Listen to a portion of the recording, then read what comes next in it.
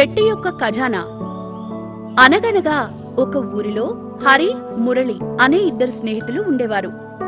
హరి తండ్రి వడ్రంగి పనిచేస్తూ ఫర్నిచర్ తయారు చేసేవాడు. వయస్సు పైబడ్డం వల్ల అతను ఆ పని వదిలేశాడు. ఇక ఇప్పుడు ఇంటి బాధ్యత హరి మీద పడింది. కాని హరికి చేయడానికి ఏ పని లేదు. అలాగే మురళి కూడా ఏ పని చేయడంలేదు. ఒకరోజు హరి మురళితో కలిసి ఫర్నిచర్ తయారు చెయ్యాలి అనుకున్నాడు. వెంటనే మురళిని కలిసి తన ఆలోచన చెప్పాడు. మురళి, నువ్వు కొంత డబ్బు ఇవ్వు. ఆ డబ్బుతో చక్కని కొని పని మొదలెడదాం. మురళి, నా దగ్గరంత డబ్బు లేదు. ఒక పని చేద్దాం. ఇద్దరం కలిసి అడవికి వెళ్లి చెట్టు నరికి కలప తెచ్చుకుందాం. ఏంటంటావ్? హరికి మురళి చెప్పిన సలహా నచ్చింది. వెంటనే ఇద్దరూ కలిసి చెట్లని నరికి కలప తెచ్చుకోవడానికి అడవికి బయలుదేరారు. అడవిలో ఎంతో దూరం వెళ్లినా మంచి అనువైన చెట్టు దొరకలేదు. చివరికి ఎంతో కష్టపడి వెతికితే ఒక చెట్టు దొరికింది. మురళి దాన్ని నరకడానికి సిద్ధం కాగానే హరి మురళితో, ఈ చెట్టు మీద చాలా పక్షులు గూళ్లు కట్టుకున్నాయి. ఇప్పుడు మనం ఈ చెట్టు నరికితే గూళ్ళన్నీ చెల్లాచెదురవుతాయి. పక్షులు పెట్టుకున్న గుడ్లు పగిలిపోతాయి. అందుకే ఈ చెట్టుని మనం నరకొద్దు. వెతికితే మనకు కావలసిన చెట్టు ఈ అడవిలో ఇంకొకటి దొరుకుతుంది. ఇద్దరూ కలిసి అక్కడ్నించి బయలుదేరారు. ఇంతలో చెట్టు వాళ్ళిద్దరినీ, ఆగండి, మీరు నా మీద గూడు కట్టుకున్న పక్షుల గురించి ఆలోచించి దయతో నన్ను నరకలేదు. మీ మంచి మనసుకు సంతోషించి నేను మీకు ఒక బహుమతిస్తాను అంది. వెంటనే వాళ్ల ముందు 2 చెక్క బల్లలు ప్రత్యక్షమయ్యాయి. ఇవి గాల్లో ఎగిరే చెక్క బల్లలు.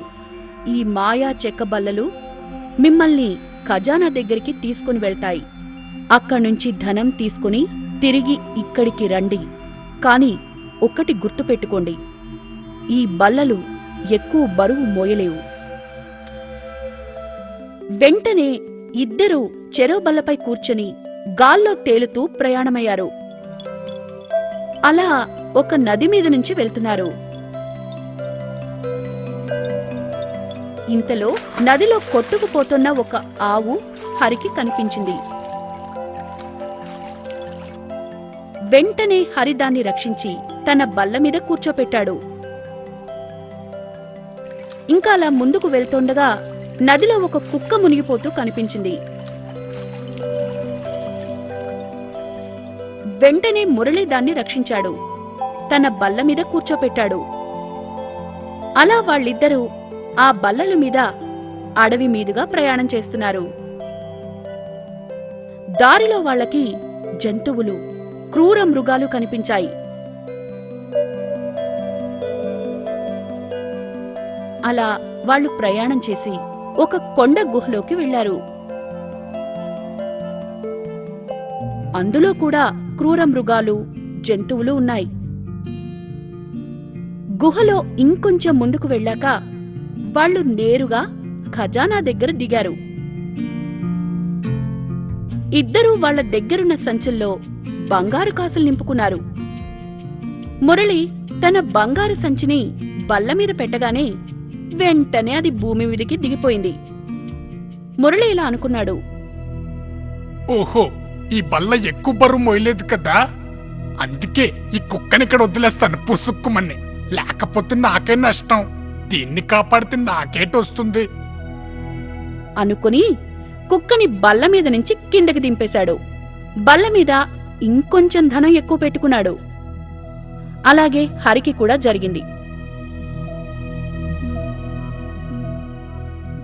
కాని హరి, ఇంత ధనం నేనేం చేసుకుంటాను? మంచి కలప కొనడానికి కొంచెం ధనం చాలు నాకు అనుకుని చాలా కొద్ది ధనంతో తనతో పాటు ఆవును కూడా తీసుకుని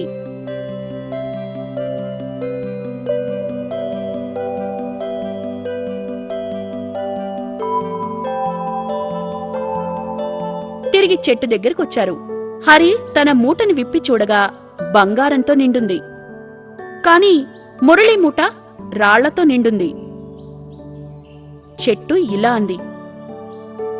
మురళి, నువ్వు ధనం కోసం కుక్కని వదిలేశావు, కాని హరి ధనానికి ఎక్కువ ఆశపడకుండా ఆవు ప్రాణాల్ని కాపాడాడు.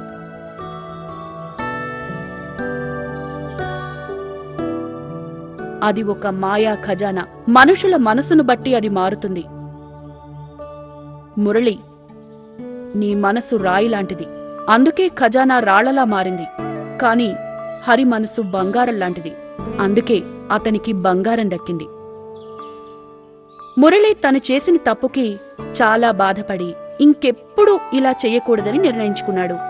హరికి లభించిన ధనంతో వెంటనే ఫర్నిచర్ పని ఇద్దరూ కలిసి మొదలుపెట్టారు.